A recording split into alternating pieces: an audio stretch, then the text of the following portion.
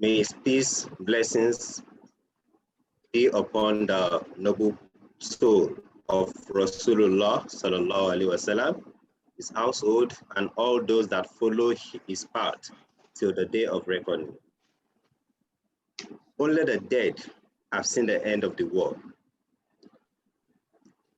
That we are still alive with all our body system working as expected biologically, we must keep moving and making things happen. Even if odds are massively stacked against us, we must remain resilient. There could have not been a better time to discuss best ways to build positive resilience than a time when the world is gradually bouncing back from the ever-historic pandemic of COVID-19.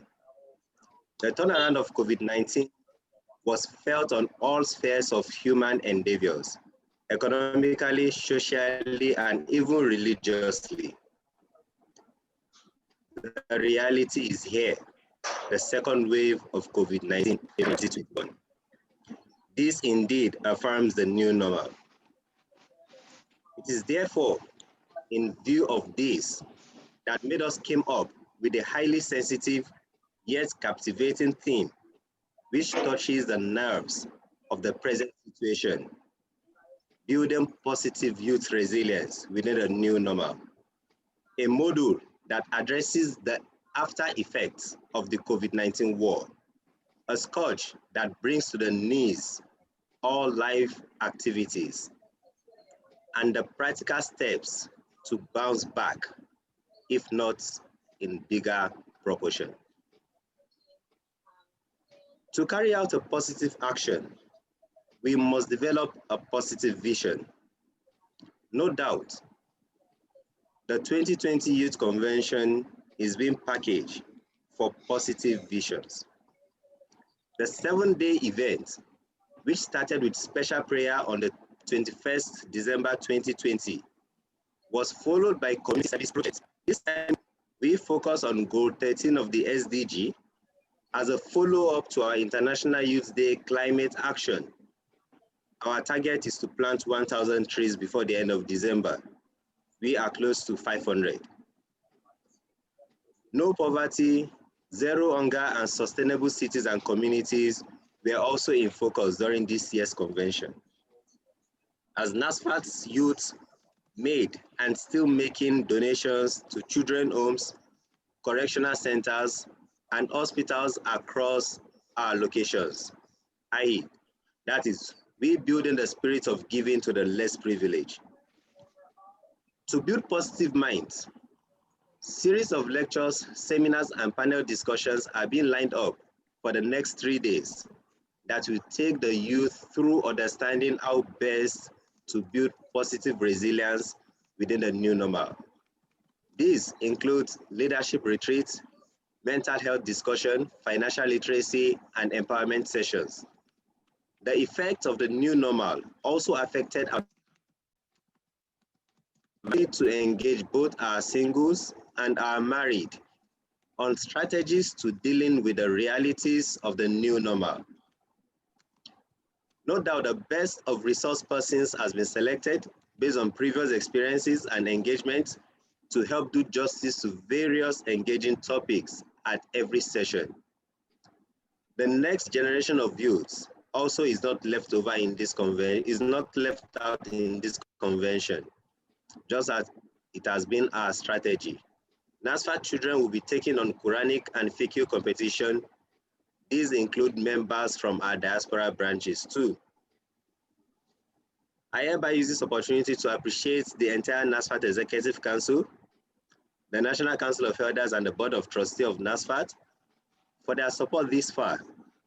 The Youth Management Team and the Zonal Chairman and the Zonal Youth Leadership Management Committee have always supported our vision. A special appreciation to the Youth Convention team. Their efforts are well acknowledged. We pray, while we pray to Almighty Allah to continue to cleanse our afflicted land, we also realistically must put in place, having witnessed those dark days, effective strategies that will be a point of reference for so long. It is exactly what we are planning to do, especially as it aligns more seriously with the health agenda of led administration, NASFAT vision and mission, and ultimately the Quran and the Sunnah of the Prophet Sallallahu Alaihi Wasallam. We count on your further support to achieve these goals, inshallah. Thank you very much for listening. I end this by saying, Rabbana la tuzigh qulubana ba'da idh hadaytana wa hab lana min ladunka rahmatan innaka antal wahhab. Wassalatu wassalamu ala rasul wa ala alihi wa sahbihi wa sallim. Assalamu alaikum wa rahmatullahi wa barakatuh. Wa alaikum salam wa rahmatullahi wa barakatuh. Thank you very much indeed for that powerful speech. Amir has sort of exhorted every one of us to keep moving in his word. At this time when most things are on standstill, it is important for members of the youth to keep driving it. And we also thank him for highlighting some of the activities that the youth are undertaking at this time of the year, and also various sessions of the program that will be running before this convention ends. On that note, I would like to say, for those of us that are just joining us, this is the NASFAT Youth Convention Program, and it's the virtual session of it.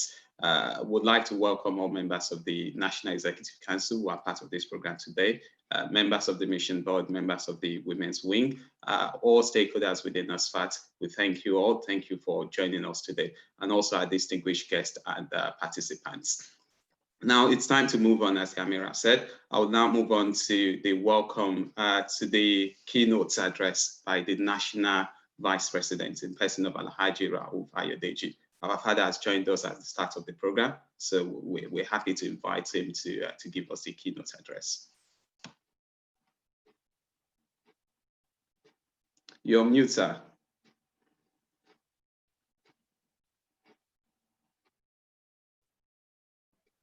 Assalamu alaikum wa rahmatullahi ta'ala wa barakatuh. Wa alaikum salam wa rahmatullahi wa barakatuh. Alhamdulillah, alhamdulillah, alhamdulillah, Rabbil Alameen.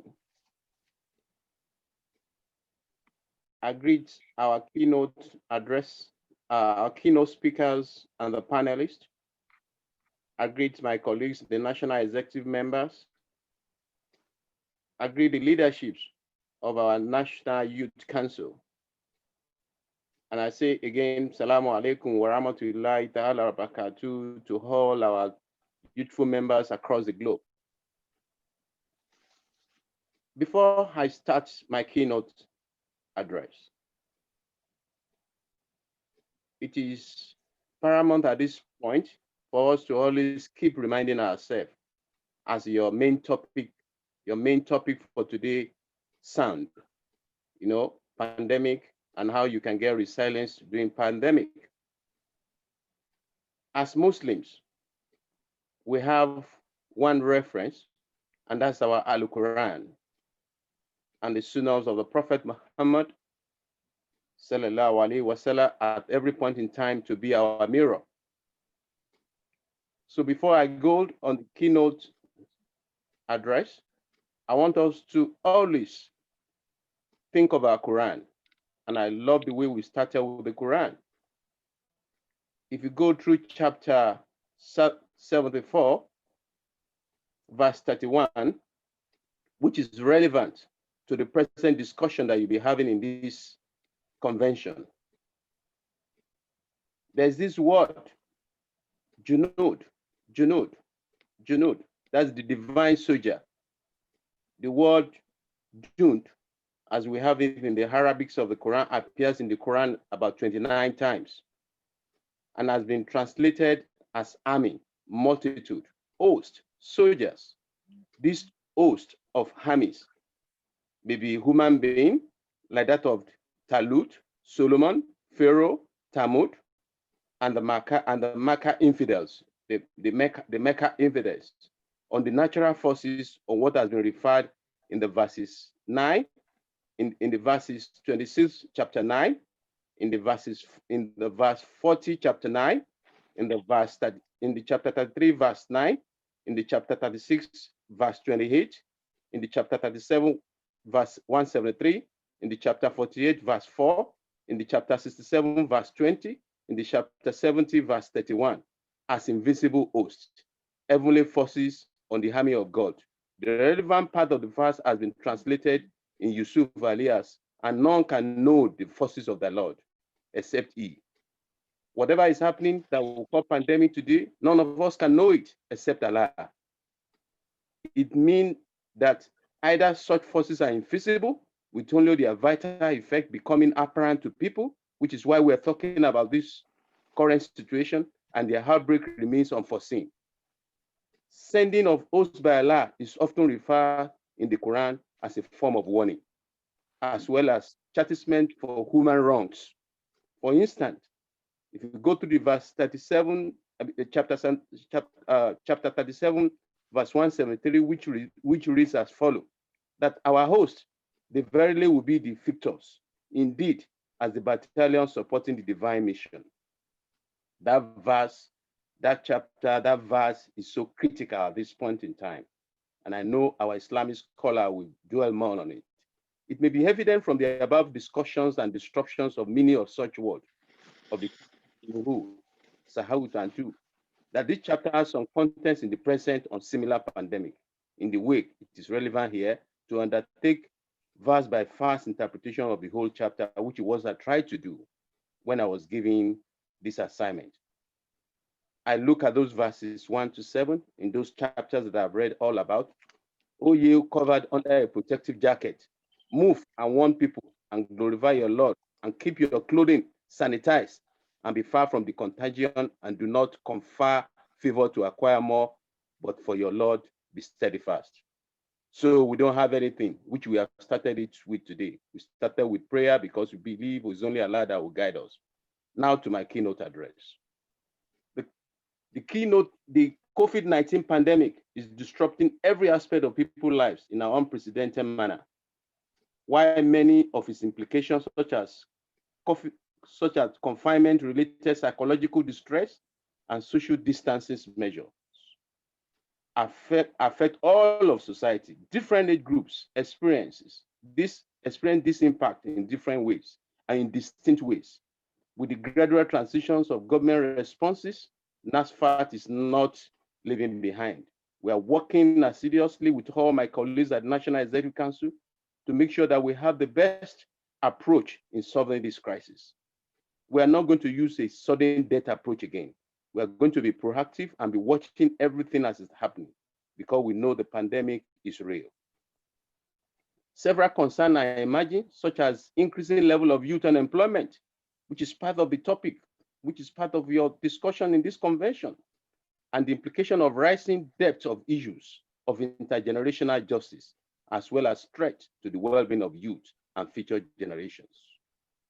In our peoples in guidance and counseling, we heard about series of incidences that happened during the last COVID lockdown, where we have abuses, where we have emotional abuses. All these need to be guided. So not just health alone. It's a very wholesome thing that we must all look into. And I think at this occasion, this convention, these are some of the things you will look. And that's why the Youth Amir was so emphatic about your concern even for the environment. An inclusive response and recovery from the crisis required an integrated approach to public governance, to even our society that anticipate the impact of response and recovery measures across different age cohorts. Building better required decision makers to acknowledge generation divides and address them decisively in order to leave no one behind. And that is what NASFAT is doing. For instance, young women and men already have less income at their disposal compared to previous young generation. They are 2.5 times more likely to be unemployed than people aged 25 to 65. There are bound to be economic and health impact of this COVID-19 pandemic. As we know, it will go across all age groups. But the current evidence suggests that young people are less at risk. Yeah, we know in terms of developing severe physical health and symptoms linked to COVID-19 than older age. As we have it in the cohort of WHO of 2020 Section 6.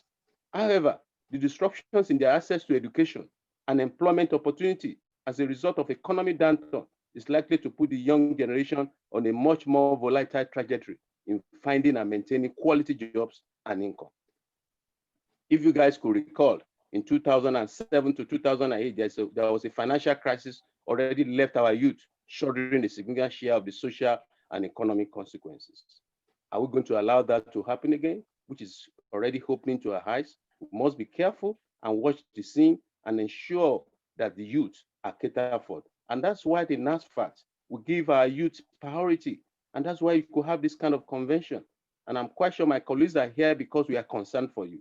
And we assure you that we'll give you support that you need to ensure that you have the best of this convention and subsequent one that will be coming up. However, the disruptive nature of the COVID-19 pandemic put the ability of the society to do certain things in certain way. And I've liked the way you have proactively reorganized this thing to go via new normal, which is why we are having this convention online. And I give kudos to the teams of our youth leadership for the fantastic conventions you are putting across to the youth across the globe. Not only the youth in Nigeria, like we used to have it, where the other youth across the globe will not be participating. We're having a situation now where all the youth are totally involved, and I'm glad. And I say Jazakallah Khaira to you guys. May you continue to work stronger. However, in this discussion, in this your talk today, I will give the inclusion of what I'm expecting or what the society is expecting from you, so that it can be more impactful than we've ever done, because this is a new normal one that is so special that we need to have an impact from it. And the impact must be in threefold. There are three sections you must try to let us extract from this, because when I look through the topic, it's so inspiring and it's so educative, and we need to have an impact, something extract from it. You must ensure that in this convention, you have an assessment of immediate, medium, and long-term effect of COVID-19 pandemic on young people and vulnerable groups. You must ensure that the element for integrated policies programs in the society in such a way that we have a fair and inclusive recovery and resilience that will help our youth, because you have concern to us. And like you have said, the youth and me have said, the essence of our new policies, health, education, livelihood, and dawah. The essence of it is just to buttress the current situation that we'll be facing, as if we know it will come again. In actual fact, we came through this acronym at the beginning of our inception of this executive, and as if we are foreseeing what will happen.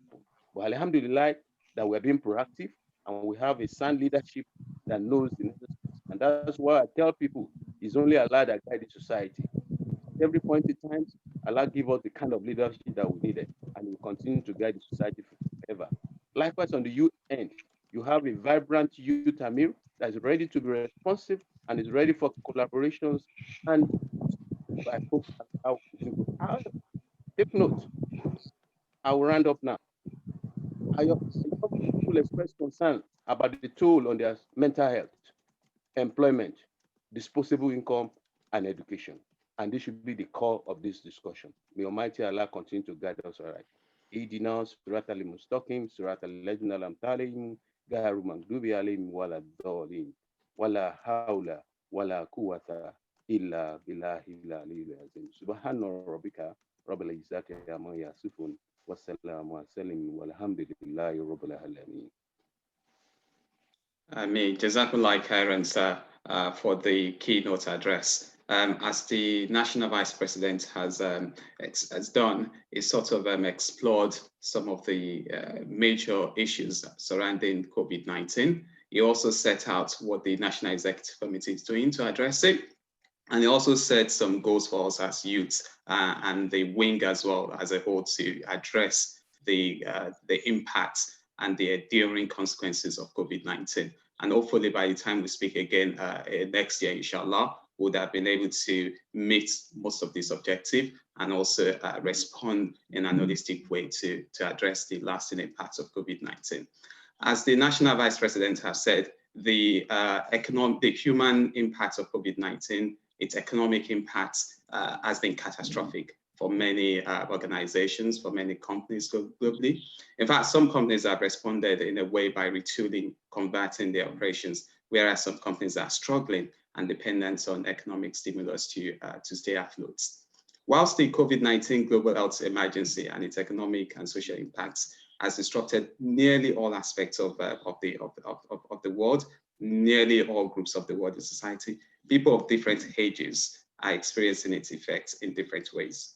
Young people, especially the vulnerable youths, COVID-19 has posed considerable risk to us in field of education, employment, mental health, disposable income. Moreover, while youth's future generation will shoulder much on the long-term economic impacts of the crisis, our well-being will be superseded in the short term, and we need to rethink economic concentration and how to affect it. So to sort of avoid exacerbating the current intergenerational inequalities, we need to take urgent, decisive, and concerted action that would help us build resilience within the youths. Inshallah, most of these actions that needs to be taken will be explored by our team speaker, who I believe has now joined us, inshallah. So on this note, I would like to sort of give a short citation of our team speaker in person of Alhaji Maruf Opola. Alhaji Maruf Opola is a seasoned investor and a manager in the agribusiness. He holds a BSc in agriculture, master's degree in information science and technology from the Federal University of Agriculture, Abeokuta. He's also a member of the National Institute of Marketing of Nigeria and also has a diploma in human resource management. Mr. Maruf Opola started his career with Aaron Construction Company and later joined Five Bems Petroleum Company. He rose to the position of Group Marketing Manager at Five Bems Group of Companies. He has founded the Taurant Global Resources Limited, an agro business consulting in 2012, focusing on agriculture, oil and gas, renewable energy, market research, and capacity development. He has consulting and training experience with several organizations like UNIDO, AgroPac, AgriCapital, and Faith Foundation, to mention a few. He's a renowned community participator and holds the chieftaincy title of Ekeri of Bejuola Idiaraba in Abeokuta. So Mr. Maruf is a chartered president of the JCIN, Rock City, and the treasurer of Abeokuta Chambers of Commerce and Industries, Mine Agriculture. He's also the chairman of FUNAB Alumni Abeokuta branch and holds numerous positions within NASFAT. He's married with 2 kids. You can see from the citation why he's an hot speaker for this particular topic at a time of unprecedented global evil. So before we proceed, I would like to invite our team speaker, Alhaji Maruf Opola, to help us explore some of the issues at hand and how youth can respond in building resilience within the virus. Sir, you can have. Alaikum wa rahmatullahi wa barakatuh. Well, we give God the adoration and we thank Almighty Allah for making it possible for us to be here today. I am indeed glad to have been selected to make this presentation. And I say that with our current situation, we're indeed in need of things to go on and we continue to become resilient. I thank the leaders of NASFAT Youth Wing, in person of Abdul Kabir. I'm also sending my greetings to our Vice President, Alhaji Ayodiji Abdul Rauf, and also Jibola. You've done a good work from the inception of this program. My name is Maruf Opola, and I'll be doing justice to this presentation. But before I proceed, I would like to ask if I'll be allowed to share my screen. Jibola, can I go on sharing my screen? Yes, you can. Yes. Yeah, we grant the access now. Okay. Okay, you have just granted for me to share my screen. And I'll go on by saying that with the little time that we're going to be spending here, it is important for us. It is important for us to listen because it's going to be so short and our attention is dearly in need. Okay, I'm seeing that you want me to disable participant sharing screen. Should I just say okay to it? Yes, please. I've done that, but I don't know why it's not sharing my screen. Okay, can you see my screen now? Not yet. Trying to share my screen, but it's not. I don't know what is wrong with it.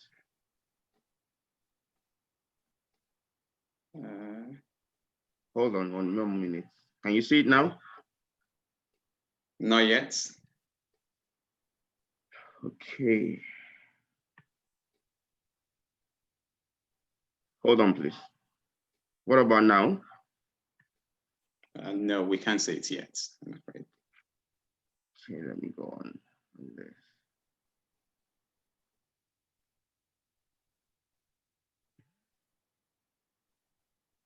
I'm trying to flip between, okay.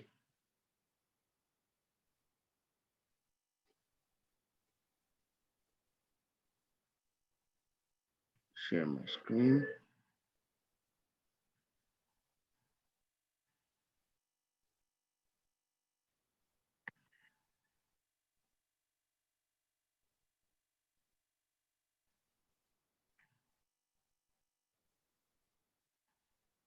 I don't know what is wrong with this stuff. Can you see it now? Not yet. Okay. I think I'll rather just speak while what about now? No, we can't say it yet. What's wrong?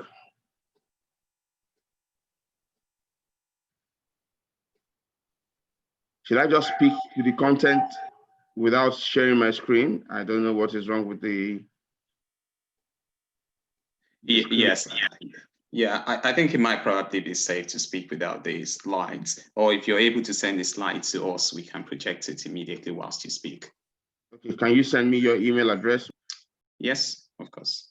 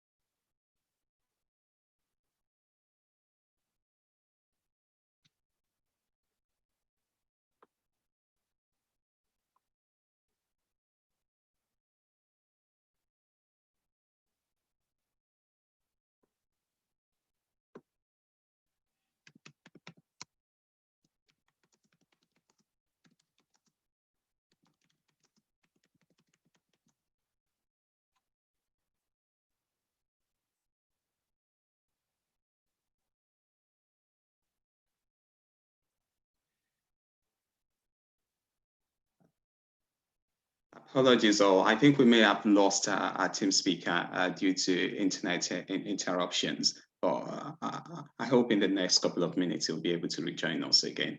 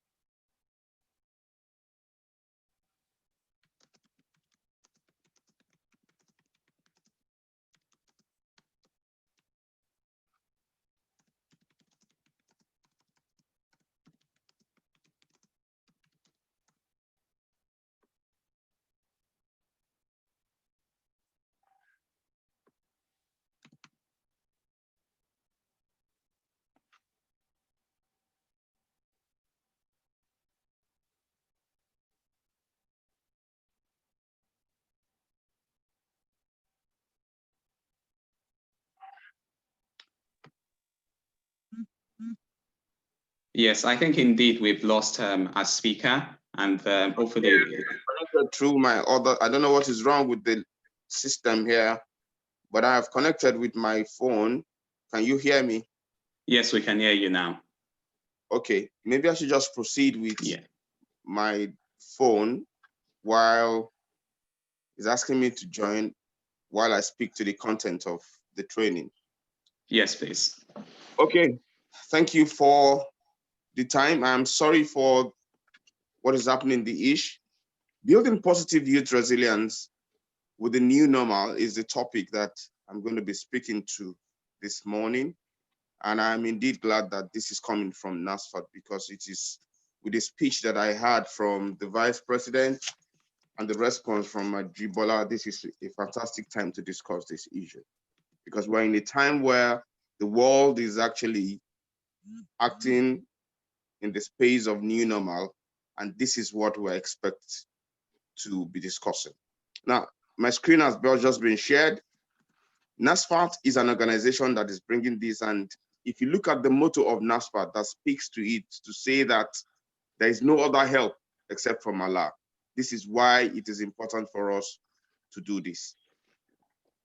Building NASFAT, building positive youth with resilience, we can say that, next slide, when we learn how to become resilient, we're actually learning to embrace the beautiful, broad spectrum of our human experience, which is what we have just experienced in the last 1 year. We know that it is important for us, except we want to be kidding with ourselves, that this is a new normal. So this topic before me today will be speaking to the objective that says that we want to learn the concept and definition of youth, resilience, and the new normal before us.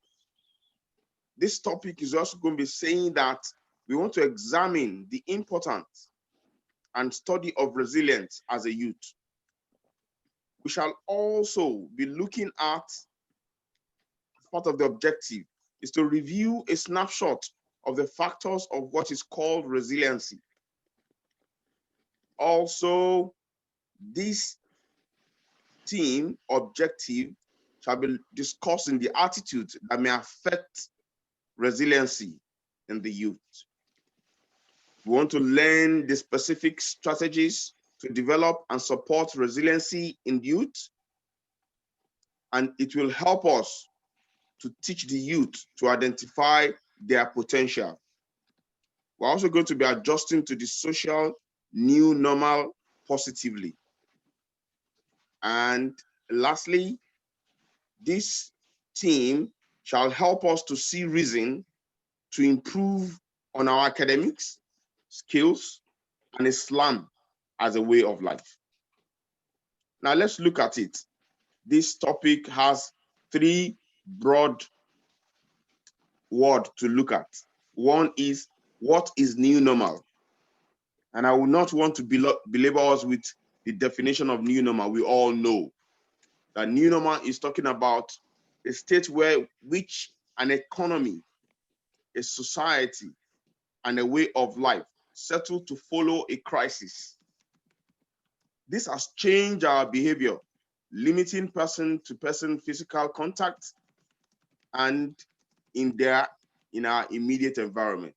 This is what we have seen, that our new normal is talking about a new dimension into the ways at which the human life now interact with each other. Now, what has caused this new normal? What is the reason why we're saying this new normal? We all know it's COVID-19, which has affected us physically to move around. It has given us a restriction. It has restricted us, has changed our lifestyle, but we should not allow it to significantly affect our mental health, because when it does, it means it has put us in that space where we'll not be able to do anything anymore. Now, if we go after this, we now look at what is the effect of COVID-19, which is causing this this lockdown, this pandemic, and while we are in this, what we are in the new normal. According to WHO, COVID-19 has dramatically caused us to lose human life worldwide. Unprecedented change to public health, food system, and the way we work in the world. It has also affected the economy and social disruption, causing pandemic and devastating all over the world. Tens of millions of people are at risk of falling into extreme poverty because of COVID-19. COVID-19 has affected the number of undernourished people, currently estimated at early 690 million people could not, and it is increasing by 132 million by the end of this year. We have seen this as very devastating, and now we should now look at the topic from the position of who is a youth. According to us, we should ask ourselves, how would you describe someone that is a youth? It depends on how we look at it. I've painted 3 pictures there, and I know in our mind, we would see is that there are different ways as which we look at the youth, not in terms of their age, not in terms of the physical action only, not in terms of their response to the social amenities and social well-being that is surrounding us. Look at the 3 images and ask yourself, where do you belong in all of this?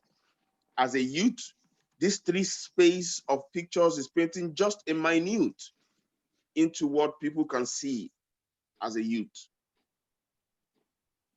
And I wish that we can look at it critically and ask ourselves, which part of these 3 do I belong? And which part of these 3 is the one that supersedes or should be seen among Muslim youth? According to the definition, we can say that a youth is a time of life when one is young, especially the period between childhood and maturity. We can say a youth by United Nations definition for statistics, purpose definition of youth as those persons between the ages of 15 and 24. This is without prejudice to others. We can say a youth is someone, according to Wikipedia, a youth is a time of life when one is young, and often means the times between the childhood and adulthood, which is maturity. It is also defined as an appearance of freshness, vigor, and spirit.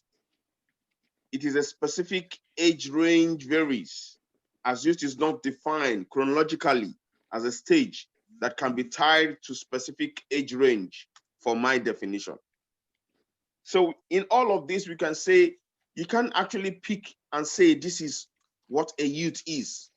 We can also say someone with more positive, constructive forms of participating to drive a change is a youth, not in terms of age now. Now let's go back and ask ourselves, when we say resiliency, what are we talking about? Remember, I have broken this topic into 3 frames. I have defined what is new normal. I've also explained in my own context what a youth is. Now, resiliency is also part of this team.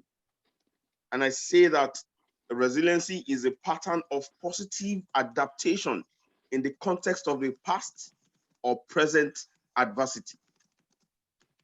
It's a set of inner resource, social competencies, and cultural strategies that permit individuals to not only survive, but recover or even thrive after stressful events, but also to draw from the experience to enhance subsequent functioning. It is the ability to bounce back from challenges. That is resiliency. We have seen ourselves to be in this frame of new normal and what have you, but how do we bounce back from this to function as well as before and move forward? And if you look at the definition of resiliency in continuation, we can say that it is the ability to be able to cope, to adapt, to stress, and to stress the challenges of life situation, to be able to learn from it, from this life experience. Resiliency, in my own definition, is to be able to effectively manage in one situation. This is the situation that we have found ourselves, and we need to know that this has happened to us. We now need to balance the different aspects of life: physical, intellectual, social, emotional, and spiritually need to be balanced as a definition of resilience. Resiliency also involves our ability to make realistic sense of an act, react to it meaningfully to the world around us, even if it is keeping us down. For me, that is how to define resiliency. And we now ask ourselves, what are the characteristics of resilient people? What do we see about them? We look at flexibility as being resilient. We look at humor. If you say someone is resilient, he must be flexible, he must have humor, he must be optimistic, he or she must be realistic. He must create and support the system. You cannot go back and say, I am not getting involved. This is what I see as the characteristics of resiliency. What is flexibility? If you say someone is resilient, flexibility is when your goal, plan, ideas, or hope are dashed because of an unavoidable circumstance. A flexible individual accepts this attitude, will not allow it to focus on a new plan or new hope. If you accept this thing, you can change or control. You are free to put your effort into things you can change and control. That is flexibility. You take charge of it, you control it, and change the dimension of it. It is how it is important for us as a resilience youth to be flexible. We cannot be rigid and say this is what is happening and we'll hold on. And that's why what you are seeing here is flexibility, to change our youth program from the physical to online, using Zoom, and still we'll still find people being part of it. It is the ability to adapt to changes without being affected, both physically and mentally. Second characteristics, which is humor, talks specifically about how do we see life.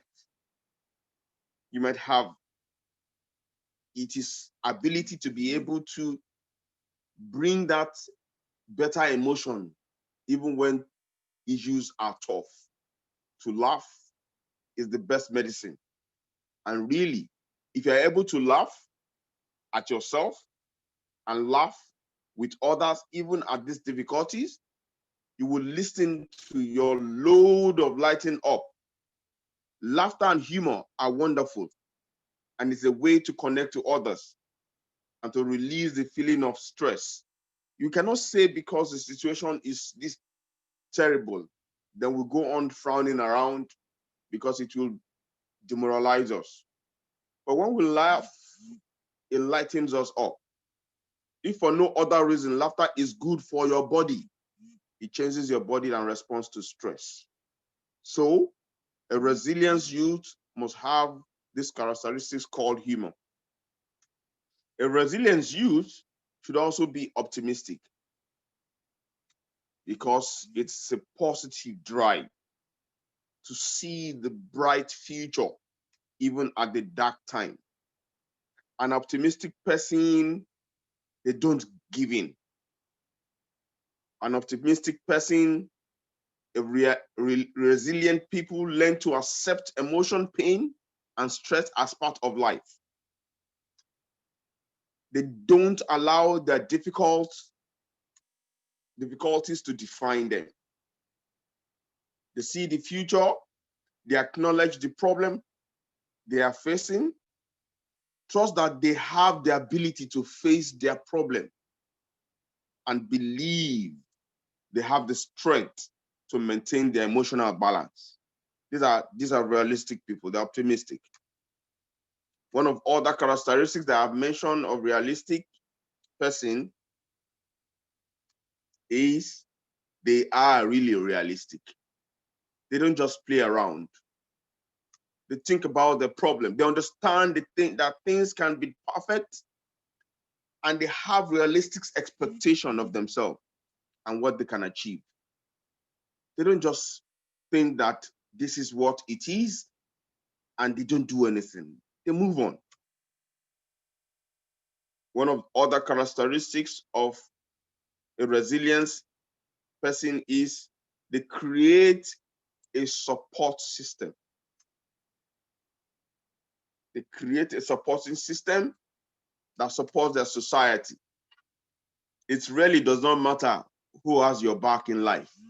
It may be your parent, it may be your friend, relatives, teachers, coaches. The point is that having a solid support system is a very important part of resilience. The people in your supporting system will give you understanding, guidance, and comfort when you are struggling with a problem. It's very good to learn to ask for help from people who support you. So resilience people create a support system. They don't just be among people that would pull them down. Now, who is a resilient youth? We're now bringing it together. We have learned what resiliency is all about. We know who a youth should be. Now, who is a resilient youth? Bringing the two together. Why is resilience important in this discussion? It is important because if you are resilient, you will be able to face, overcome, and even become personally strengthening by the challenge and problem in your life. Being resilient makes you grow and strong. As a youth, if you're resilient, you would have empathy.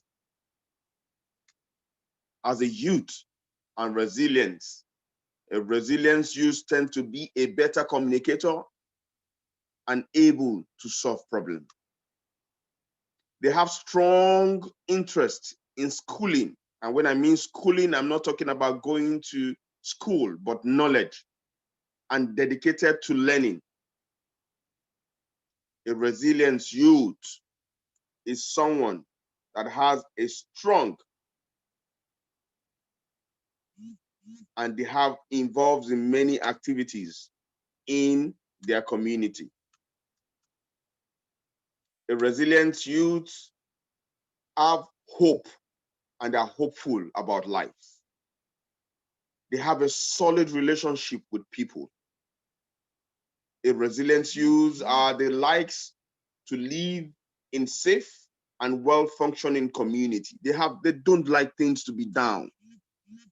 They have a good mental health, which involves balancing the different aspects of life, physically, intellectually, socially, emotionally, and spiritually.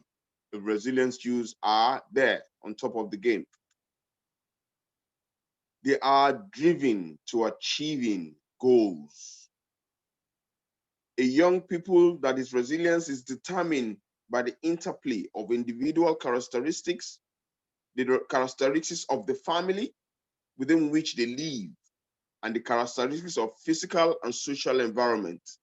These are the factors that guide who we call a resilient youth. Now let's break it down more. What are those factors that affect development of resiliency? There are actually three broad factors. It is either the individual, the family, and the environment. These three factors affect resiliency in all ramifications. It is an interplay between these three that determines what happens and how you develop this resiliency act. But they do not occur in vacuum, nor do they exist independently of one another. You must put that into context. They can be protective, which is increasing factor, and they can also be a risk. I mean the environment, individual, and family now. Please don't run the slide too fast.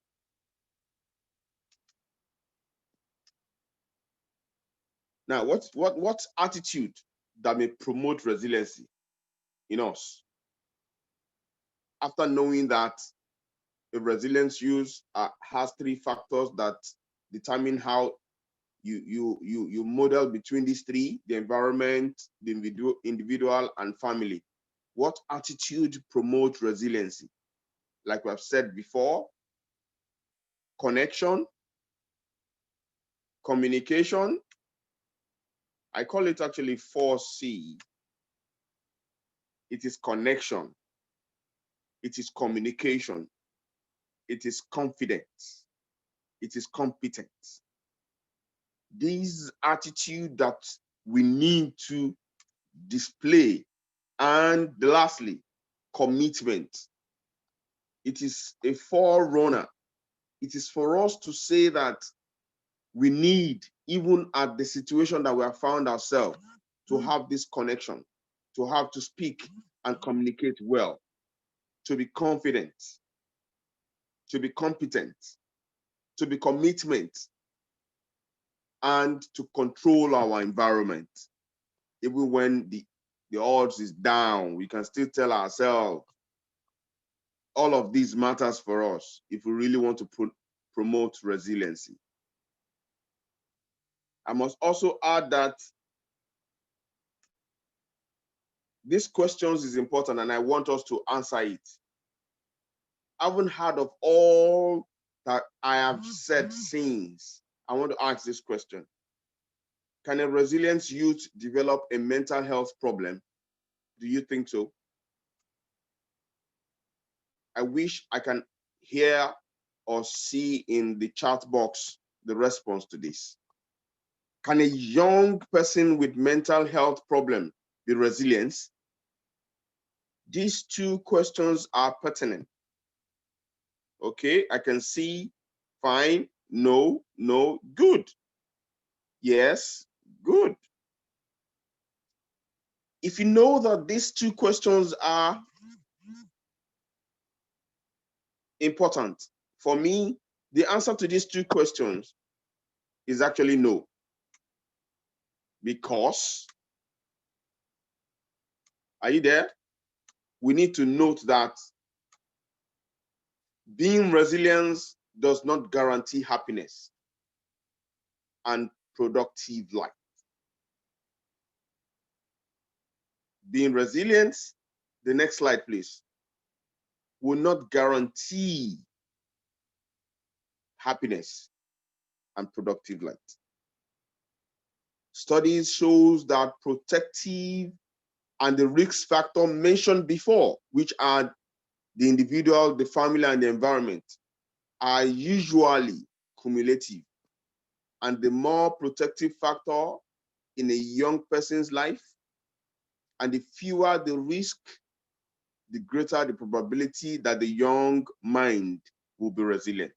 Which means if you have two individuals in the same home and they have a father and a mother, and you see the father abuses the child, it may take a child into becoming weak and not being able to actually be resilient. So in that space of family, you can say that the family space has actually caused a risk factor for that child. And you can also say that in a single parent home, not having a father or a mother can actually become a risk factor to changing the resiliency expected from a child. But this does not say that a single mother or a single father cannot nurture a child to become better or become a strong, resilient person. So what we're saying here is the study has shown that when you guard and protect these three factors well, I mean the family, I mean the individual, I mean the environment, and you can make a balance between these three, you can have a productive, resilient youth. But when one of them is causing a risk factor in the life of that individual becoming stressed, not being bullied from the environment by his friend, or being attacked by his parent, will reduce his resiliency. In that note, I need us to look at this caption. We need to be kind to ourselves by forgetting our past. We need to be patient and be kind to others by forgiving ourselves. For our habits, priorities, and need has shifted because of this pandemic. Therefore, we need to begin again. All of this put together can be used to derive resiliency that we are talking about. But we must remember, it is important for us to remember that we are a Muslim. Therefore, we go back to the Hadith and the Quran by Buhari, because all of this that we have said is saying that Buhari said, every one of you is a steward and is accountable for what which is committed to his charge. You shall be asked.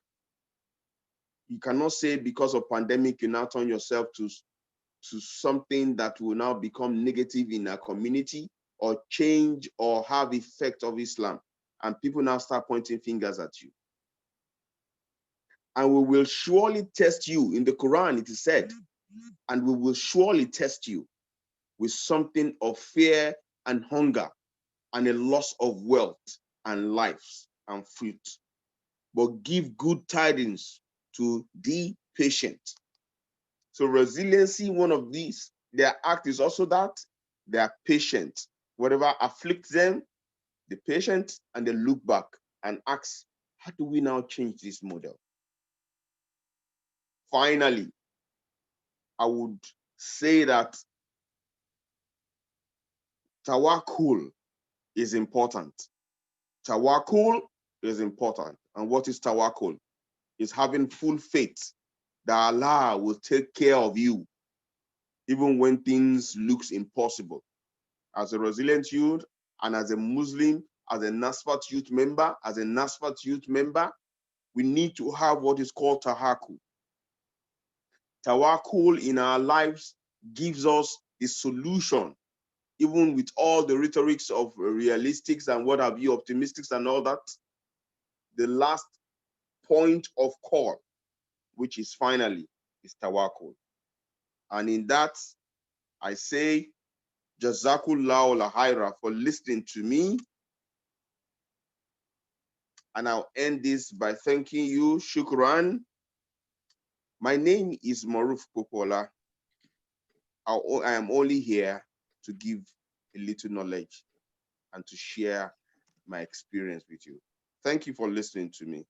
Jazakallahu khaira. Jazakallah, indeed. Thank you, sir, for the brilliant and thoughtful presentation you've delivered. You'd recall that I said at the start of the session, in his citation, I said he has led a number of youth empowerment program and also is a capacity building speaker as well. So you must all agree that this has been quite a thought-provoking session he's delivered to us, and also it sort of helps us build our capacity in responding to some of the uncertainties.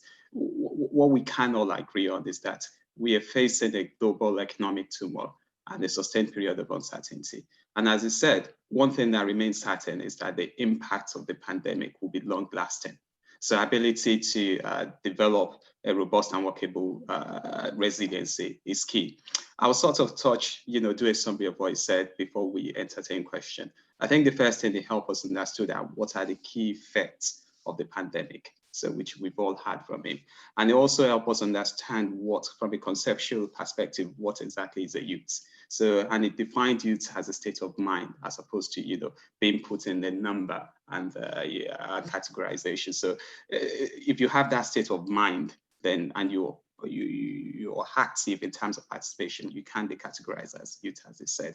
It also helps us understand what resiliency is. And actually, from his perspective, the ability to effectively manage your situation is what resiliency is. So if we are confronted with any situation and we effectively manage them without being, you're not shy to address it, then you might probably say as someone with resilience. And then it also helps us understand what is a resilient youth. So it's one thing to be a youth. The second thing is to be resilient, then put it together. How can you define a resilient youth? And in his word, he said a resilient youth is someone who has mastered the art of building solid relationship, having your own bubble, and you're able to empathize with people, you participate in various initiatives, and also you're patient, you have the strengths, and then you probably can be considered to be a resilient youth. He also said that whilst your ability to build resiliency might be predicated on three things. So three core elements of resiliency. One, you think about the family, you think about the environment, and you think about the individual as a whole. So if you're going to build resiliency, you've got to have a society that helps you achieve that. And a society like NASFAT, the youth wing, if you speak to people within there, you're able to build that resiliency from an Islamic perspective, having the tawakkul, having the patience, which is key in terms of building your resiliency. So yeah, I think in my own word, the way I sort of understood what he said is that we have sort of summarized it for you, but I'm sure most people might have a better understanding and comprehensive understanding of what he said. So in order to test our understanding of that, I would invite everyone to raise any question you have. The chat box is open. The question and answer box is open. So if you have any question for our speaker, please feel free to enter them there. But if you have a urgent need to speak, do raise up your hand. You might be granted the access to speak as well. So I'll have a look to see if we have questions yet.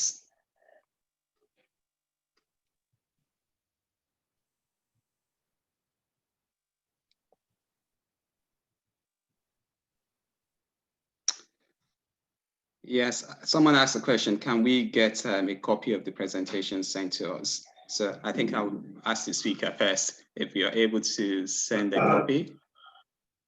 Well, it's actually an intellectual property.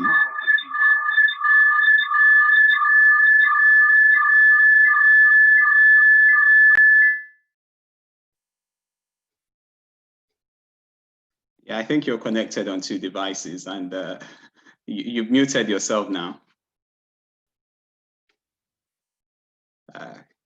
Okay, can we unmute the speaker, please? The operators.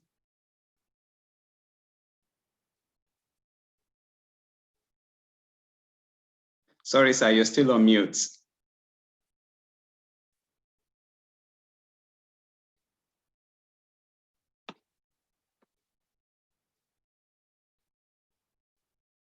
Yeah, I'm afraid you're still on mute. Can you hear me now? Yeah, yes, we can hear you now. Okay, I want to go off from one of these devices so I can respond to it without humping back. Okay, sure. So we keep on taking questions whilst you're waiting for him to switch the device. Yeah. So the first question is regarding whether we can receive a copy of the presentation, and someone wants to know if we can streamline or synchronize NASFAT structure to make your conversation happen. I think that's more a question for the youth executive to look into. Well, for me, like I said, this is an intellectual property, and I would need to go look at it because it's just been developed. This is the first time I'm making this presentation. I need to understand. Can you hear me? Yes, we can. Hello? Hello, we can hear you.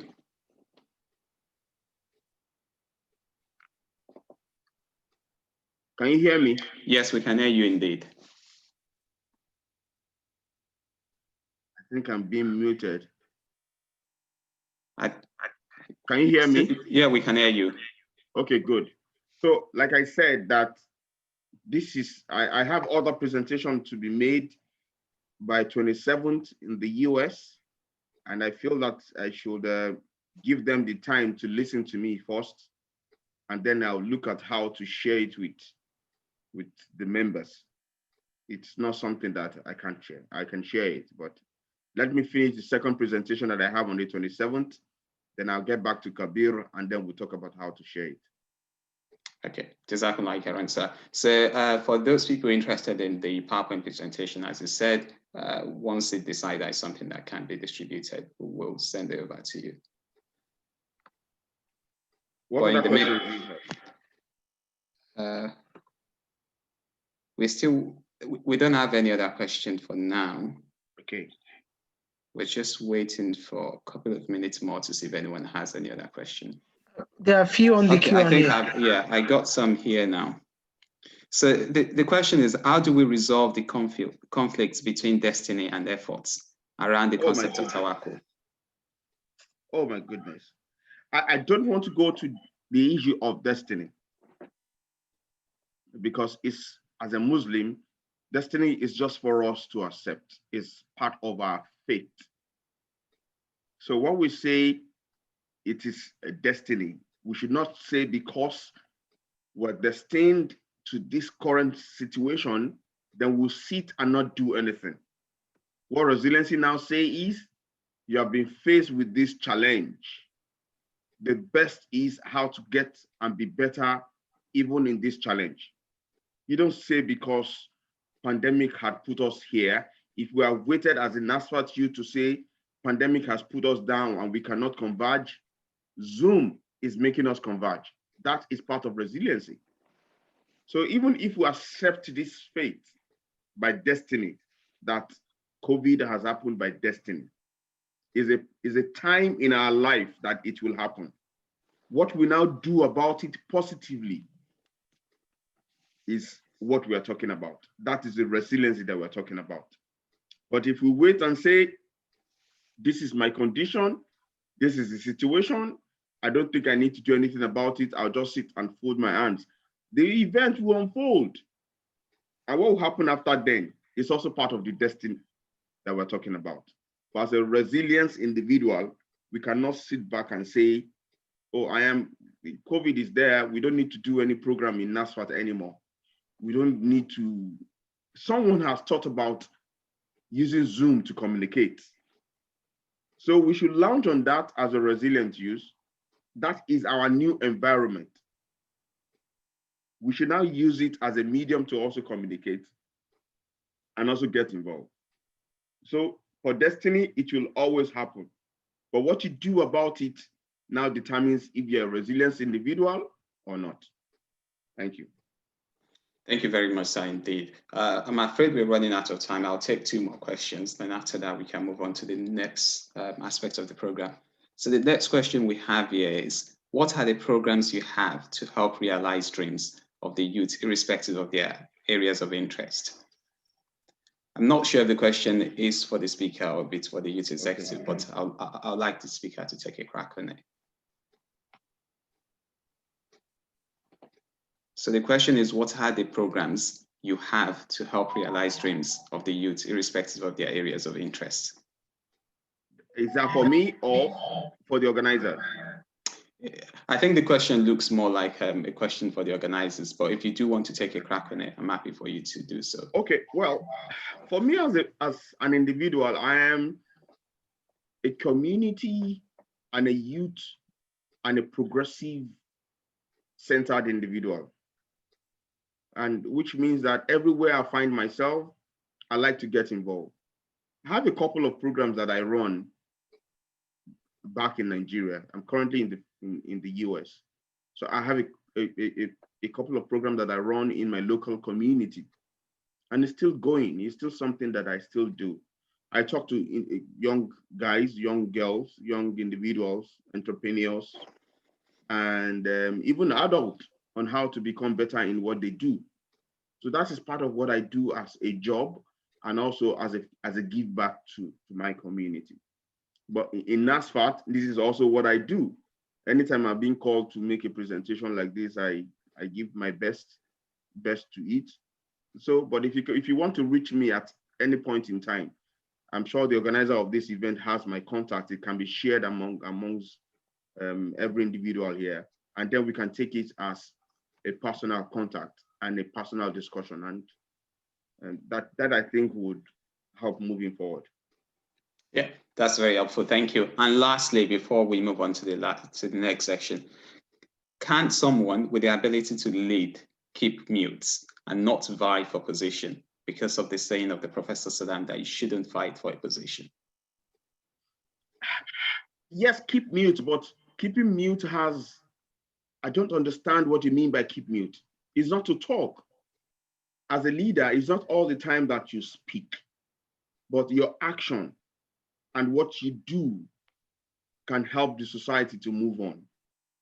But if you keep quiet and no action is taken by you, then you're not a leader. There's a book called 360-Degree Leadership, which means you can lead from every direction and space of life. Even in an organization, a gatesman can actually be a leader to the MD at some point in security issues, because that's his own space. So if you say you're a leader and you don't talk, fine, maybe speaking is what you mean. But your action as a leader must also be a progressive one. Even if you don't talk or don't speak, you must show an action that will make a progressive society.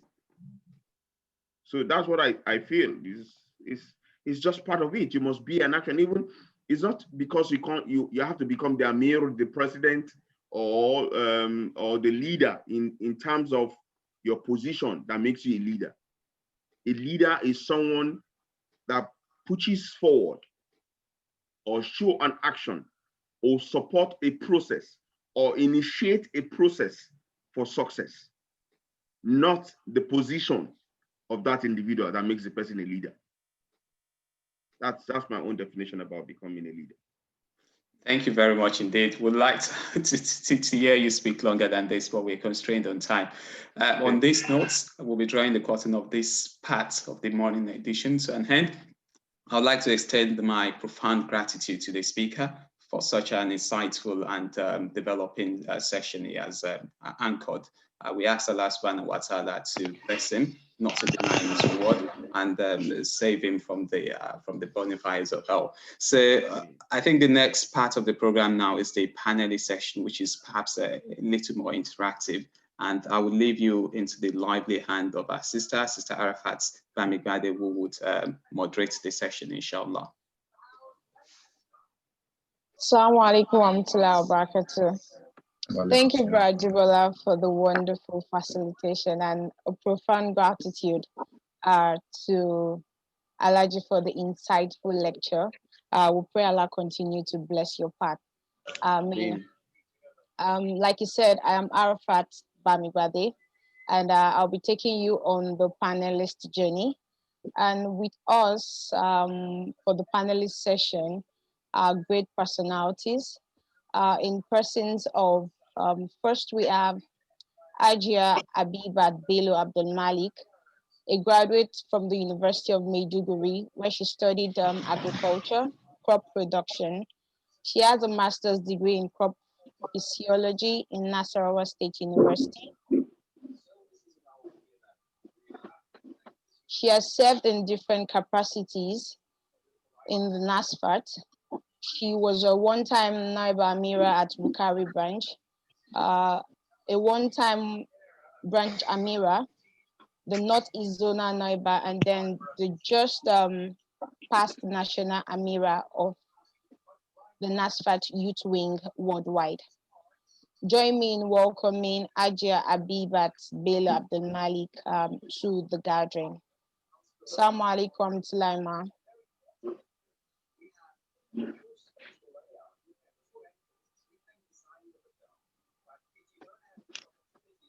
Also with us on the panelist session is our dear mother, Alhaja Nafisat Arogundade. She loves serving Allah and humanity. She's a reputable Muslim woman leader and also belongs to International Service Organization, the Association of Lions Clubs International. She's an active member of NASFAT, a past National Women Affairs Secretary. She currently serves as the Secretary of the National Council of Elders, member of NASFAT National Mosque Development Fund Committee, member NASFAT National Mosque Flag Bearer, and member of Fountain University, Oshobo. Alhaja Arogundade is passionate about helping young people reach their full potential. She's happily married with children. Join me in welcoming Alhaja Nafisat Arogundade. Assalamu alaikum wa rahmatullahi wa barakatuh. Wa alaikum salam wa rahmatullahi wa barakatuh. We're so glad to have you in our midst, Ma. Thank you. It's my pleasure to be invited to the Youth Wing. I love working with the youth. Thank you. Thank you so much, Ma.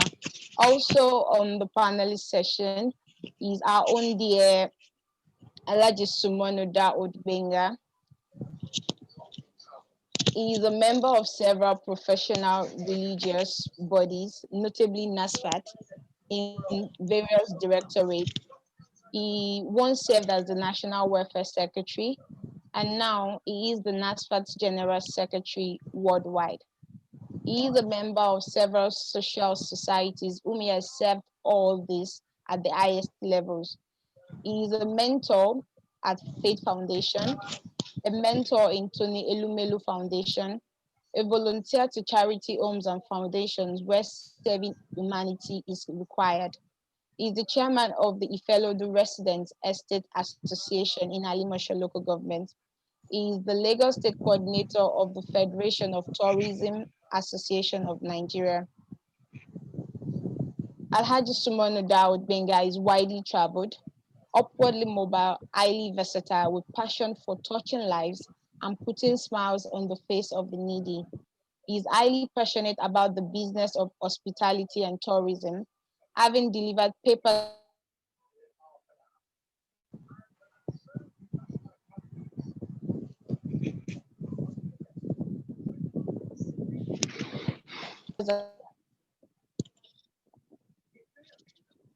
abroad and home and abroad.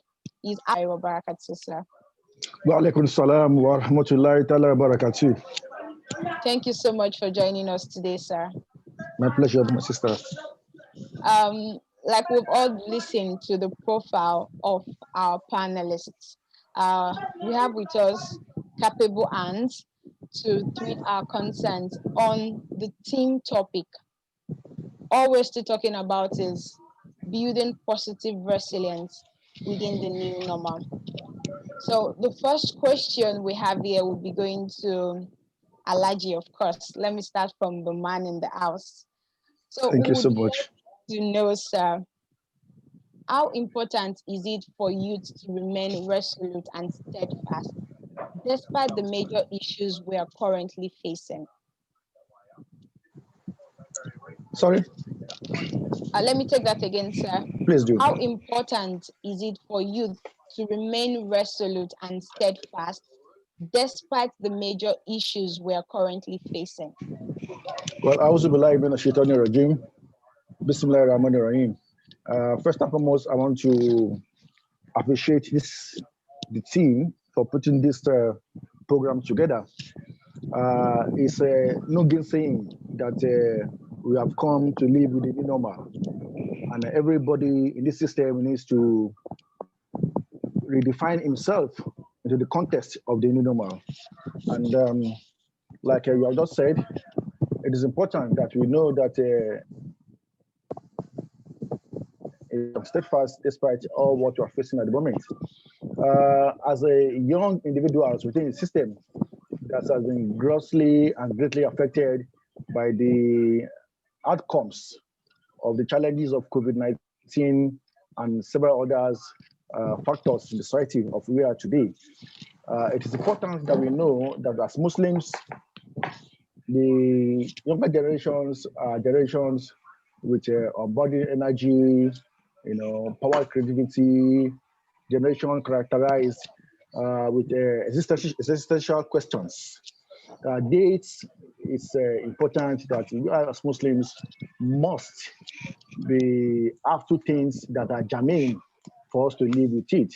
One is sabr, which is patience, and the other is I would say forgiveness of Allah, which is astaghfirullah. This we must know that are very important for us. We must take issues from this perspective of that we don't live in a vacuum. We exist in a vacuum. We exist in a system, in a subset that is characterized by several other subsets. So, and as youths of today, we must be prepared. We must be ready. We must be able to take all challenges with caution and able to develop strategies, strategies to manage the environment at which we have found ourselves.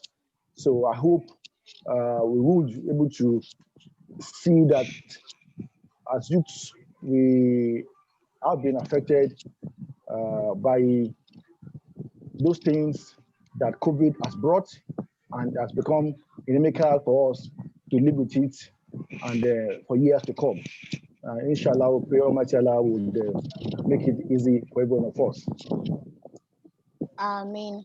Thank you so much for that beautiful response, sir. To all you out there listening to us, if you're just joining us, it's the NASFAT Youth Convention, and we're currently on the panelist session where we have three wonderful persons here with us discussing the theme topic of the convention. You can follow this conversation on our online platforms. On Twitter, we are at NASFAT HQ. On Instagram, we are at NASFAT_HQTRS. On Facebook, we are NASFAT Worldwide and NASFAT Youth Connect. And for everything you do while this program is on, please do use the hashtag NASFAT Youth Convention. Thank you so much again, Alaji, for the beautiful response. The next one before me would go to Alaja Arugundadi. So would love to know, Ma, to what extent do you think your inclusion in policy making will positively affect the youth going forward? Thank you very much. Assalamu alaikum wa rahmatullahi wa barakatuh to everyone. It's my pleasure to be here with you and to share with our youth. We continue to learn and relearn every day. Here is to the question. The youth, we've heard so much about the resilience, the attributes of resilience. The youth are full of energy. They are knowledgeable. They have the knowledge. They have the need to be included. Now the inclusiveness is very important. They need to be included in policy making that will affect them. The youth are the ones that will be affected by any policy that is to be made, especially on this issue of COVID-19 or the pandemic, or even any issue that has to do in any country in governance. It should be better if we take the youth along on the journey. It will make them to be able to contribute their own quota in terms of innovativeness. They are much creative in these days. The thinking of yesteryears of the older generation is different from the emerging markets we have. There are emerging issues in the world that youth are more conversant and it affects them. And if you want a policy that will really work, it should be better that they are involved in the policy making so that the decision making and the implementation and delivery can be meet our expectation or even beyond and be right. It will also be an opportunity to create a connected generation of leaders. when they are now involved, they become connected. And with this, we can give them the experience that will make life better in their own generation. These are youths that at this moment, some even will say, like I just said, that this is lockdown generation, and we need to make them, let them evolve, let them choose themselves. And also, we all know that when you enter a store, when a man comes out of his store, it's not the same person. This is the moment that the youth have entered the storm. Oh, the only word that entered the storm, they know how it feels. Let them come and contribute to what will be their future, how things will positively on them. And since we have identified that, yes, they have the resilience, they have the power, they have the knowledge, they are ready for the change, it is necessary that they have to be included in policy making that their future, and they have longer period. We should also take note that with this COVID, the pandemic, it is not something, yes, I had someone saying, yes, it is turning around, that things are really winding down. We are all believing that. But at the same time, any hangover we have, some countries are going into the third lockdown, second wave, third wave. Any hangover we have, we surely go into 2021 and we still have issues. So the main reason why we need that the generation that we live longer should be involved in policy making and be able to contribute positively to things that will affect them, the policy that will impact on their life. Thank you. Thank you so much for that, Ma. Like we've all heard, we all need to be involved in the policy making, as our involvement would bring about connected generation. And as far as the policymakers are doing their bit to get us involved in this policy making process, we should be resilient. We should be willing to ensure that when these opportunities are available, we are ready to take charge. May Allah make this easy for us. Thank you so much, Ma, for that beautiful response. This one is to Ajia Abibat. Would like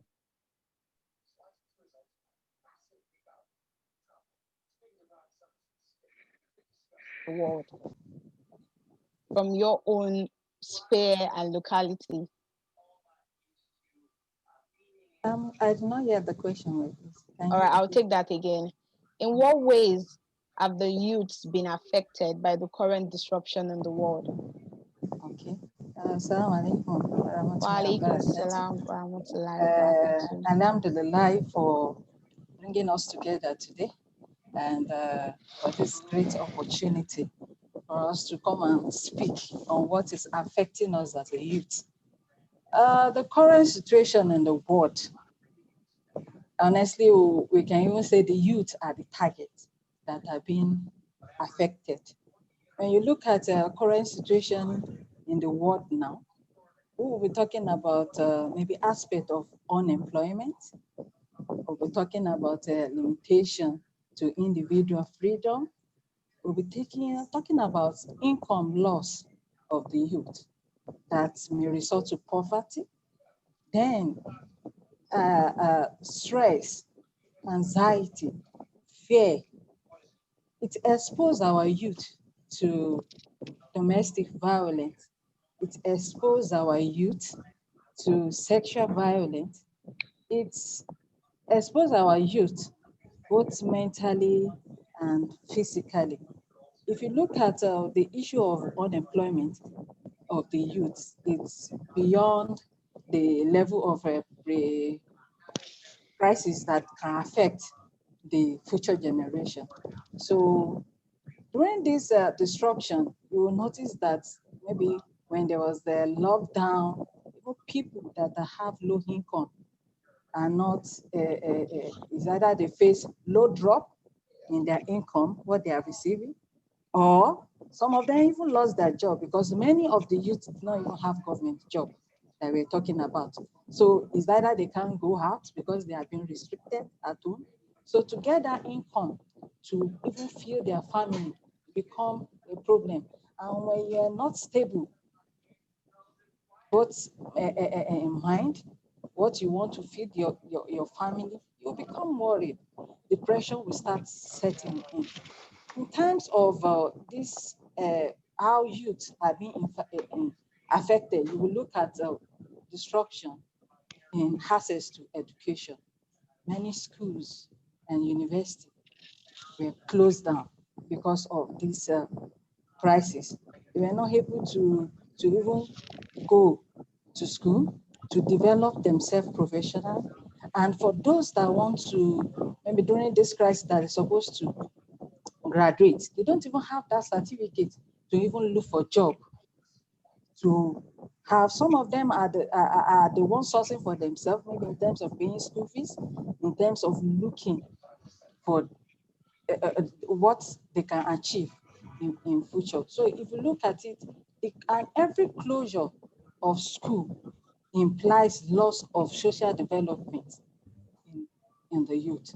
And it affects the youth in so many ways that we even think about the disabled ones, that maybe they are going to special schools in order for them, at least for their parents, to be relieved.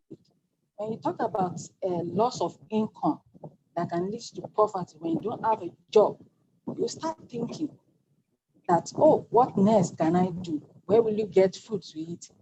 How will I take care of my family? How will I take care of myself? You become depressed. So the disruption affects the youth in so many ways, to the extent that depression has started setting in. Fear of how to survive has started setting in. They are not stable-minded. So that is a little way I can explain, in order not to take much of our time, that the youth are being affected. Thank you. Thank you so much for the well-articulated response. Indeed, the youth has been greatly affected by the disruption in the world. However, like our team speaker said, we have to be resilient. We have to keep on and believe in Allah that with our efforts, He would bless all that we do and help us through this hard situation. I mean, the next one before me goes to Alaji Sumano. So we would like to know from your wealth of experience, what qualities are critical for every youth to cultivate to make them scale through these times that we are in? Thank you so much, Madam Moderator. The youths are the future of tomorrow. The youths are our leaders. The youths are people we are going to pass generation of leadership to, whether we like it or not. And the youths are living in a global village. Now we call them, we are in the world of Sorosuke. Like, if you allow me to say that, the youth needs to have the ability and courage to question, assess, and evaluate issues to arrive at the most peaceful and optimal resolutions. They also require skills not only of critical inquiry, but also social emotional competencies. I would like to say that the youth needs to be mindful of the global environment and its intellectual diversity. That is very germane when it comes to the qualities that youth need to have. But having said that, I would like to list out some of the other qualities that I think is germane for our youth of today that they must have. Not only to make themselves competitive globally, but to make themselves relevant in line with future demands. And I will list it as follows. Number one, they need to have what they call digital literacy. You are aware that the world is going digital, and our youth needs to have what needs to be in line with that norm. They need to have what they call problem-solving skills. So that's skills that are needed in future. We need to have what they call global citizenship. Don't remain a local champion. Explore what is obtainable globally and relevant globally as well. We need to have what we call youth entrepreneurship, the desire, the passion, the enthusiasm to become something. It must have left the years of maintenance seeker. You must be a growth seeker. You must make efforts. You must try to become a growth seeker. You must have communication skills. You must have curiosity and love for learning. Like part of what the team speaker said, You must have what they call adaptive cognitive flexibility. You must be able to retune yourself in line with reality at any point in time. You must have curiosity and love for learning. You must have what they call self-knowledge and emotional intelligence. How do you manage your immediate environment? How do you manage people around you? How do you manage your employees? How do you manage your subordinates? And how do you manage your superiors? All these are part of things that you must have. And also, of course, you must assess, and seek for knowledge. You must be tired of seeking for knowledge. You must seek for knowledge, and you must be able to have what they call analyzing information skills. These are things that not only will help you as an individual or as an entrepreneur, but also will help you as an employee, wherever you find yourself. And above all, you must have a show for resilience. Like what they say, like Nigerians, but a Dunlop. When you press us, come back again, like a foam. When you press a foam, it comes back again. Our resilience level must be very strong, like has been explained earlier on. And of course, you must always show sense of positivity. That is germane in anything we do as youth. Thank you very much, my dear sister.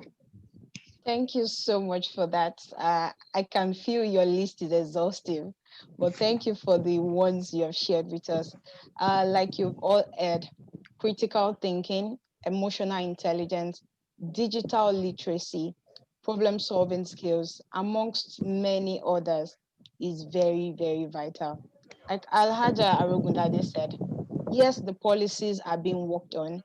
However, we need to be capable to take up these challenges when they do arise. And I hope as many of us listening here today would take charge of our own lives, would equip ourselves with these skills, and by Allah's grace, opportunities will come where it would be very useful for us.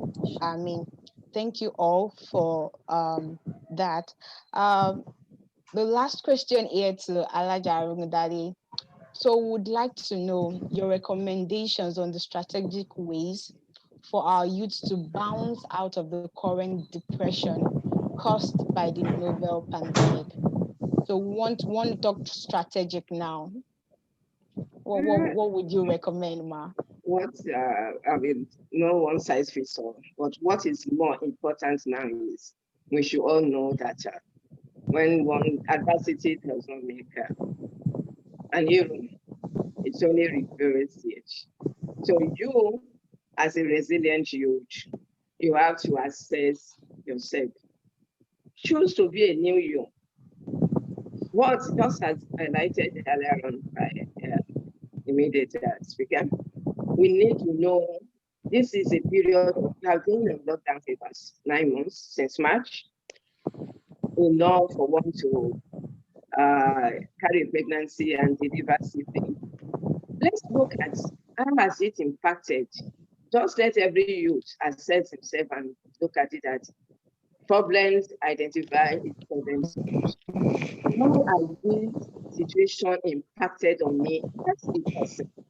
Try to this out at least.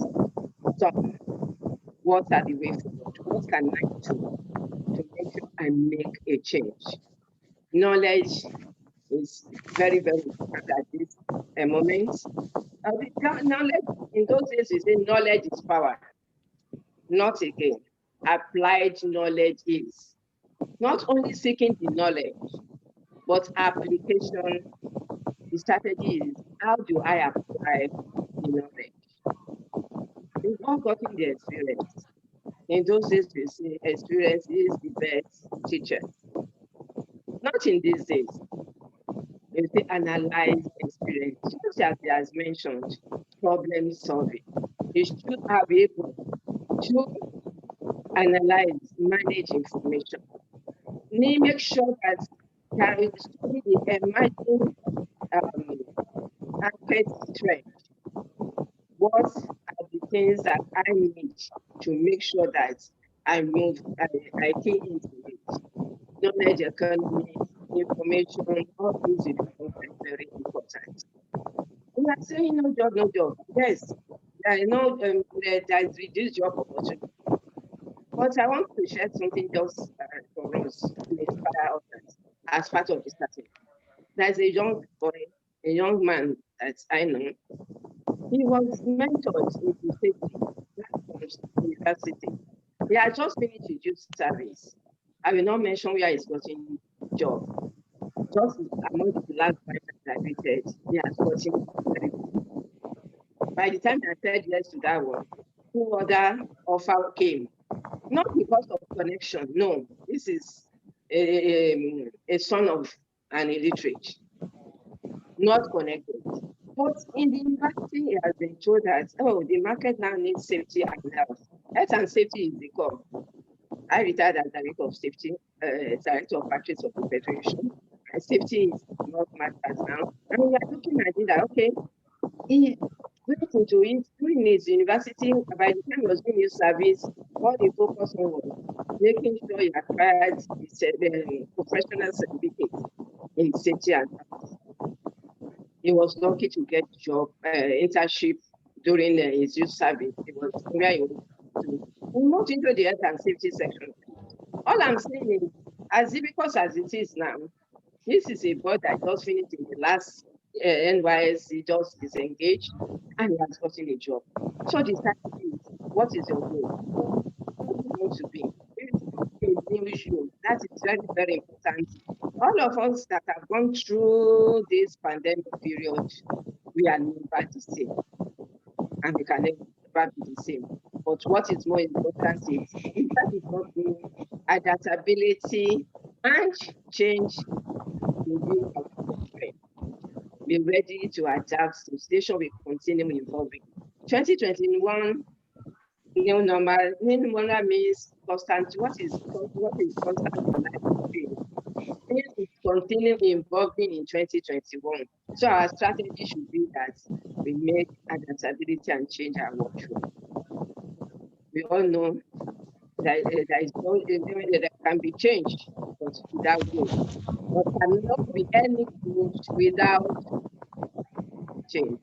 Please take it that you have to choose yourself and make sure your purpose is to be you. Identify your strengths, work on it, study the emerging market, what is involving in the market, and know how you can fit it. Take knowledge to that aspect. Apply the knowledge you have, not just seeking knowledge. Some have done so many courses. They have so many certificates, but nothing to show for it. They find it difficult to apply the knowledge. Apply the knowledge is key at this moment. We are getting all the experience. Please analyze the experience and know what you really need to move on in life. We should all know that the new normal will continue evolving. What we call normal yesterday was new normal sometimes back. So what we're having as new normal today will surely be a normal with time, and we came to it. When we had HIV, we had so many issues, but now HIV has not gone. But see, we should all know that coronavirus will never go away from this world. It can only be controlled. So take the proper control. That is the strategy is build your resistance, embrace the change. That will be definitely the change will continue. That one is constant. Don't dwell with negativity. Surround yourself with positivity. Get connected. United, we shall be able to debate this pandemic. Inshallah. Inshallah. Inshallah. And Thank you so. this is wonderful. We need to be connected to Allah and connected to people. Thank you very much. Thank you so much, Ma, for that. Aside answering that question, you also gave me your closing remark there. Thank you so much for that. So, like she rightly said, you first need to do a self-audit of yourself. You need to do the SWOT analysis, identify your strengths, your weakness, and when you're able to identify yourself, the you in you, and then connect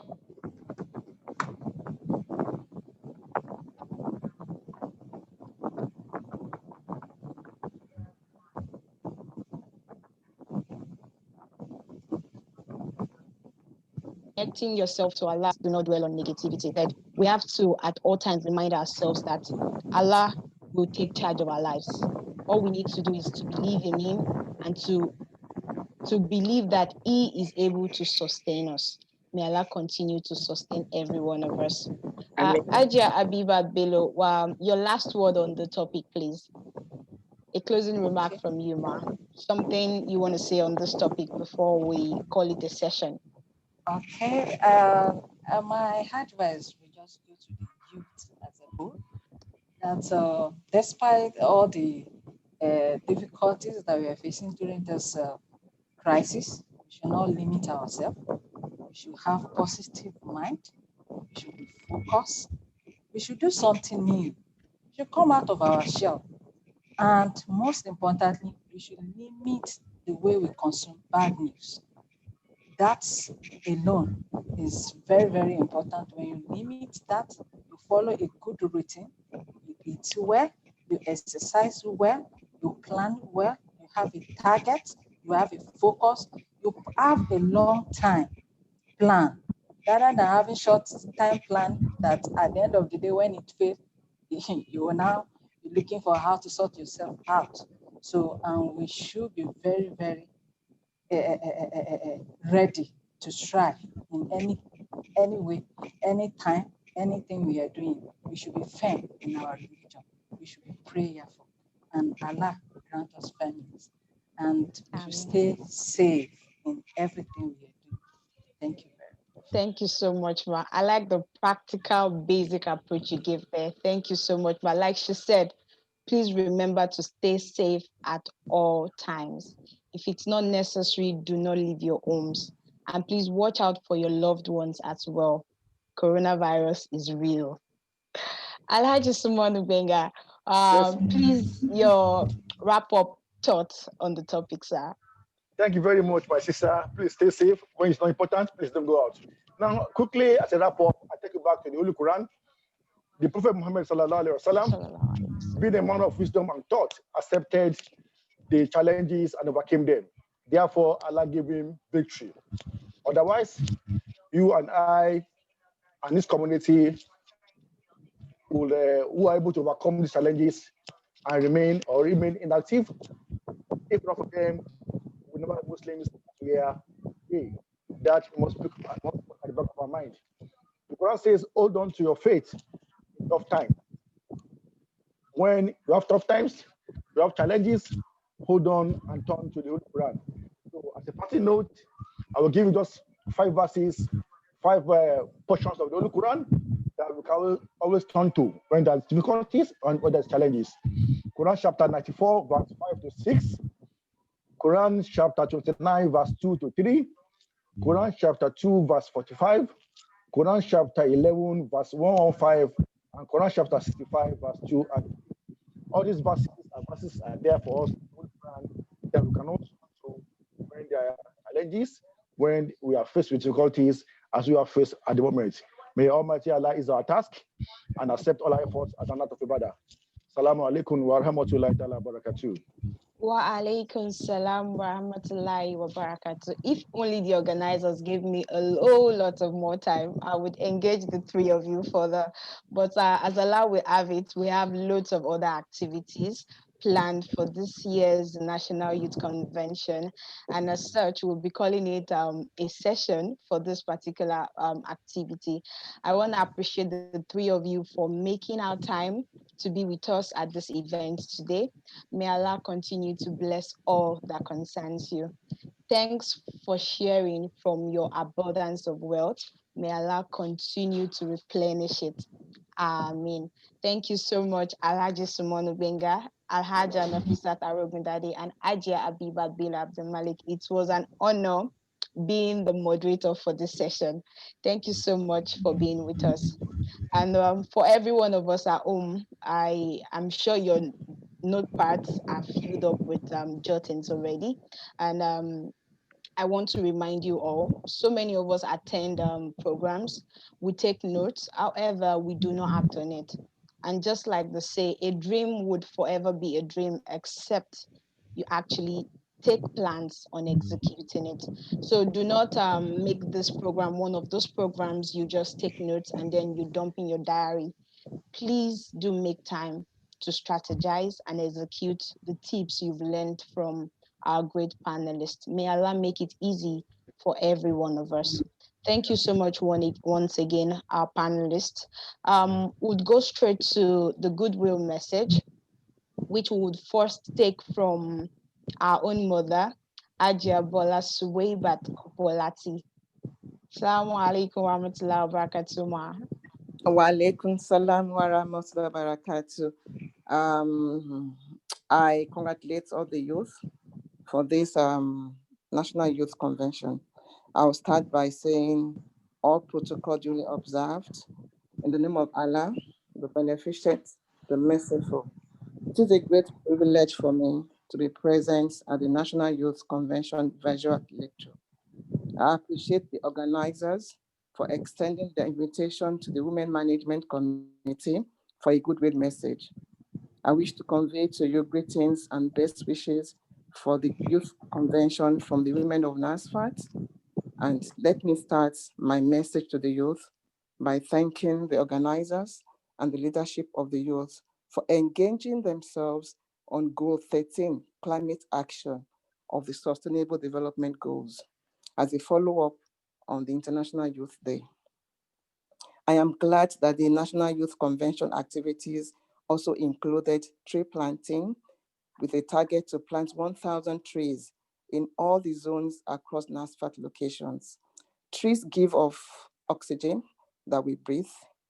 Trees reduce amount of water runoff, which reduces erosion and pollution in our waterways and may reduce the effect of flooding. Many species of the wildlife depend on trees for habitat. Trees provide food, protection, and homes for many birds and mammals. Can we just imagine what the environment and we stand to benefit from the 1,000 trees planted by our young ones? The youth were also involved in community humanitarian service. The day was dedicated to goals 1, 2, and 11, no poverty, zero hunger, and sustainable cities and communities. They also got themselves involved in visitations to motherless homes, correctional centers, hospitals, were part of the activities during which they made generous donations. These actions of our youth have demonstrated that our young ones are committed, vibrant in their programs and activities, and when placed in position of authorities, we as adults are good to go. Brothers and sisters in Islam, today's theme is building positive youth resilience within the new normal. Over the past few months, we have experienced an unprecedented shift in our way of life due to COVID-19. We have reluctantly let go of our old normal and now settling into what seems to be our new normal. Wearing face masks have become part of our daily dressing.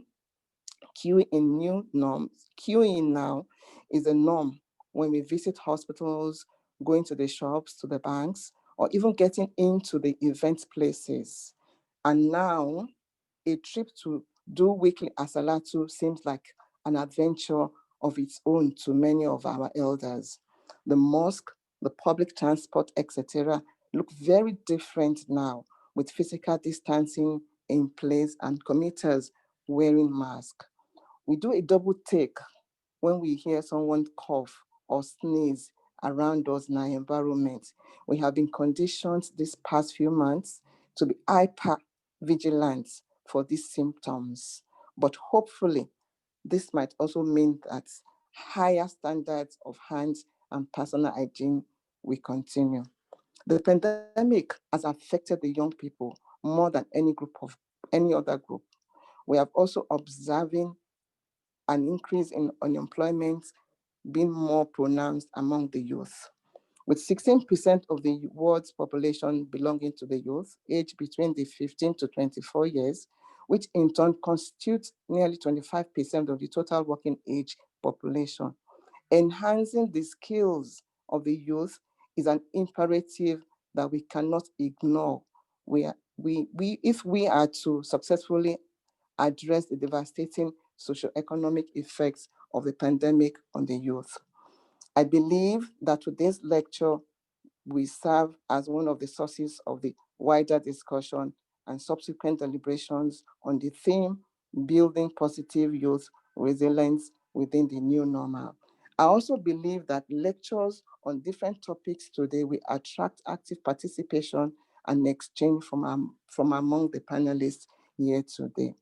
I wish once again to congratulate and commend the organizers for their thoughtfulness in organizing this lecture, and I wish all of them a great success in the Youth Convention, inshallah. I pray Allah will accept it as an act of ibadah from them, and I thank you all for your kind attention. Please remain safe, and may Allah protect us from all evils, including coronavirus. Subhana rabbika rabbil izzati amma yasifun wa salamun wa salim walhamdulillahi rabbil alamin. I thank you all for inviting me. God bless you. God bless you too, Ma. Thank you so much for that. I'll be handing back to Brother Sadiq Ajibola to round up this session. Thank you very much indeed. Happy to take over from here. I think we're now moving on to the last bit of this morning edition. And as you've noted, I think the panel session sort of brings practicality and brings to life the topic we've been discussed, so which is quite interactive and good. May I invite our brother for the closing prayer in person of Brother Abdul Majid Afolabi.